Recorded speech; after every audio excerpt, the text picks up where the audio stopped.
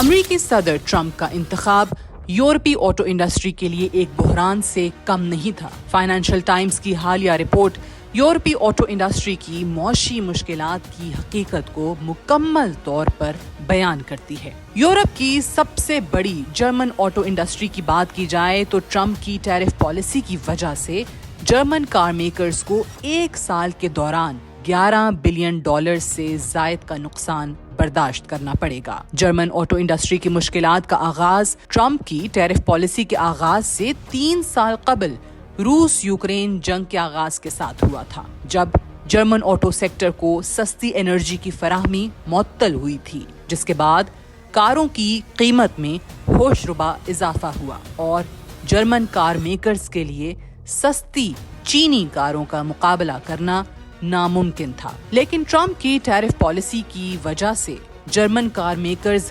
زیادہ متاثر ہو رہے ہیں، کیونکہ جرمن کاروں کی سب سے زیادہ مانگ امریکہ میں ہے۔ رواں برس مارچ میں صدر ٹرمپ نے غیر ملکی کاروں کی امپورٹ پر 25% ٹیرف کا نفاذ کیا تھا، جس کو امریکہ اور یورپی یونین کے درمیان گزشتہ کئی مہینوں کے مذاکراتی عمل کے بعد جولائی کے آخری ہفتے میں طے کیا گیا، جس کے بعد بنیادی ٹیرف کو 15% مقرر کیا گیا۔ مغربی تحقیقاتی ادارے ویزیبل الفا کی رپورٹ کے مطابق German car maker Mercedes Benz کا منافع $11 بلین سے کم ہو کر $3 بلین تک رہ جائے گا۔ فوکس ویگن کا منافع $9.5 بلین سے کم ہو کر $3.8 بلین رہ جائے گا، جبکہ جرمن کار میکر BMW کا منافع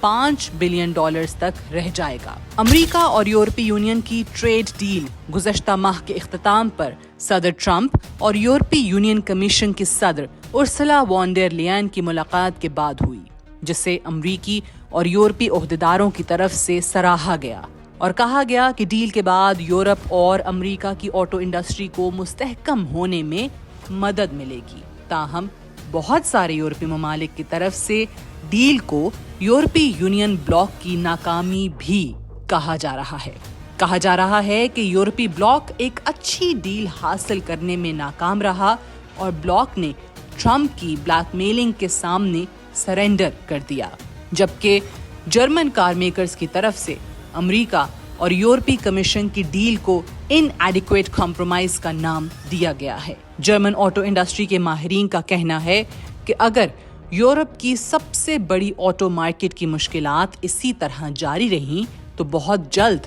ہمیں پروڈکشن میں کمی اور ملازمین کی برطرفی کی طرف جانا پڑے گا، کیونکہ ہماری امریکہ میں ایکسپورٹس میں ایک بڑی تعداد میں کمی متوقع ہے۔